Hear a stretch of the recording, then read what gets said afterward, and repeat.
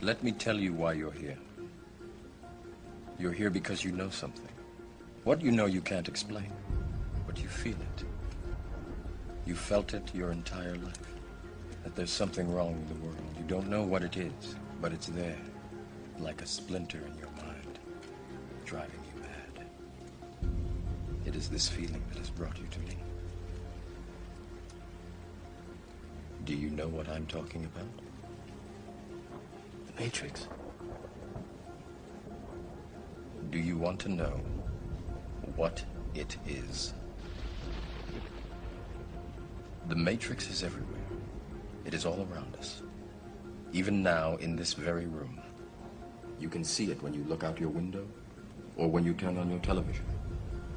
You can feel it when you go to work, when you go to church, when you pay your taxes.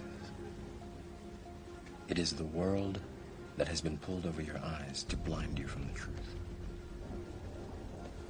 What truth?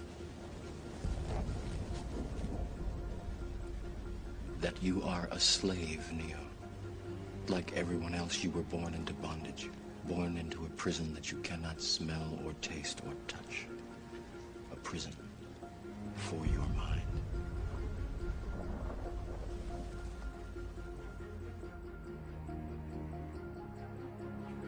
The Creator is furious with this reptilian race, which has looted, raped, and murdered, and set themselves up as God. They have claimed to be God, and most of the planet is bowing down to dragons in disguise. But this is the power of the one source. Without that great force, this world would turn into the blackest of nightmares. I have heard what this race had in store for us.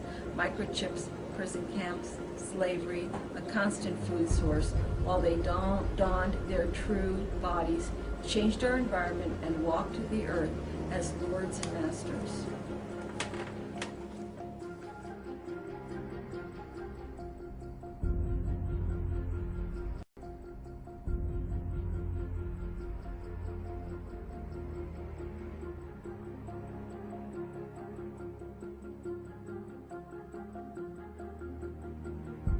Free your mind is what the whole theme of this event is about. And free your mind doesn't mean believe what I say, or believe it because I say it, or take it as read. Free your mind just means opening the mind to all possibility, and then deciding what part of all possibility we choose to accept as reality.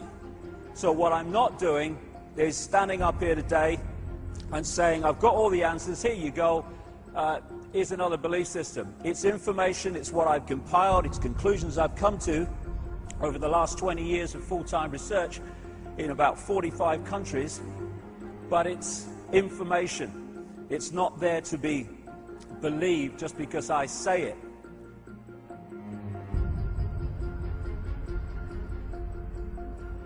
What would oneness do? That's the question. If we were in that oneness state, what would it do in this situation?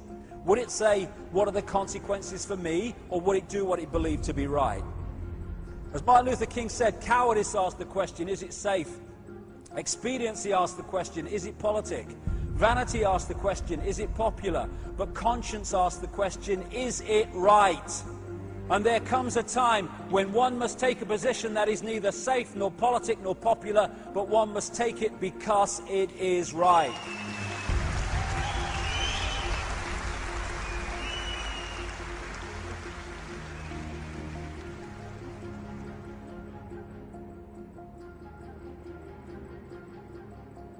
Infinite love, infinite consciousness, the existence of an infinite consciousness is the only truth. Everything else is illusion. It's the imagination of that consciousness made manifest.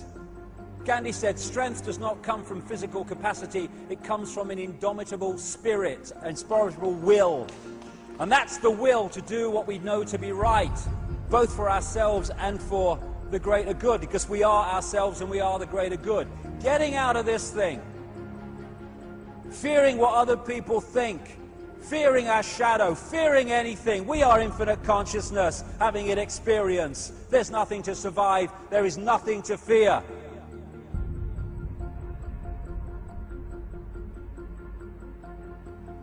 It's a wonderful time to be alive because all these things are coming together in this point we call time, where we have the opportunity to break out of this cycle of mental and emotional imprisonment.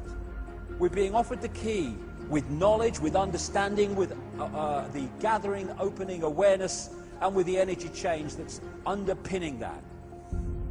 It's now a time for us to decide if we're going to take the key and turn it, with all the implications that has for the challenges in this reality. But my goodness me, the freedom of becoming and returning to the true magnitude of who we are and leaving behind this false identity that we have been manipulated to believe is us.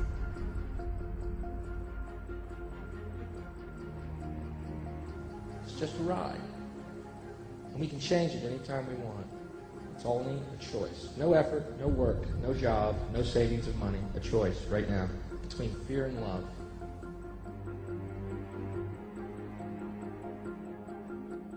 Between fear and love. Between fear and love.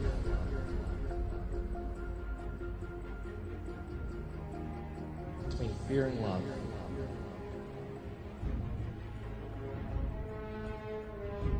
Between fear and love.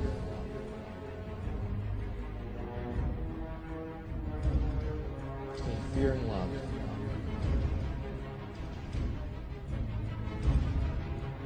Between fear and love. Between fear and love.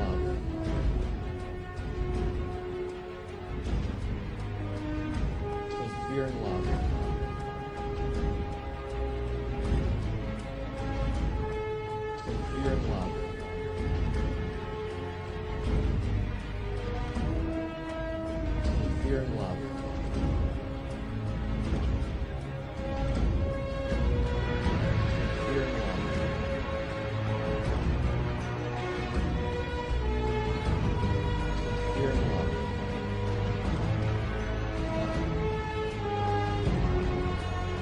Fear and love.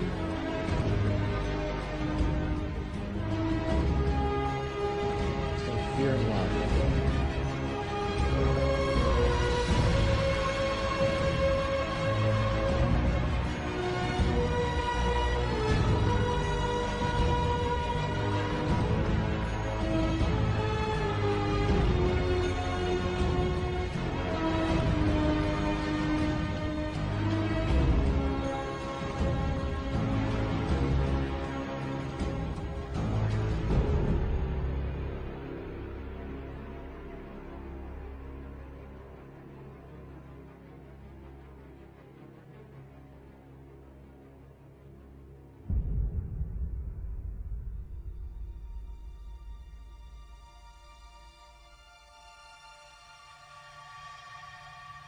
There is an awakening coming.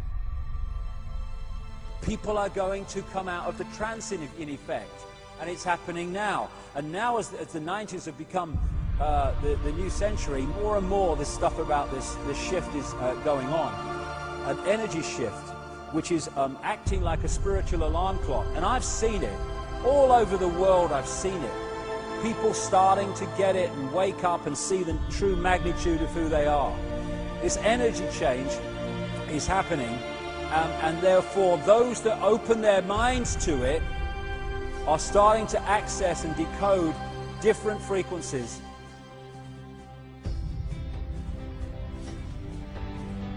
Deep in my heart, I do believe we shall overcome. Though I join hands so often with students and others behind jail bars singing it, we shall overcome. Sometimes we've had tears in our eyes when we joined together to sing it, but we still decided to sing it. We shall overcome. Oh, before this victory's won, some will have to get thrown in jail some more, but we shall overcome. Don't worry about us. Before the victory's won, some of us will lose jobs, but we shall overcome. Before the victory's won, even some will have to face physical death. Physical death is the price that some must pay. To free their children from a permanent psychological death, then nothing shall be more redemptive. We shall overcome. before the victory's won, some would be misunderstood and called bad names and dismissed as rabble-rousers and agitators. But we shall overcome. And I'll tell you why. We shall overcome because the arc of the moral universe is long, but it bends toward justice. We shall overcome because Carlyle is right.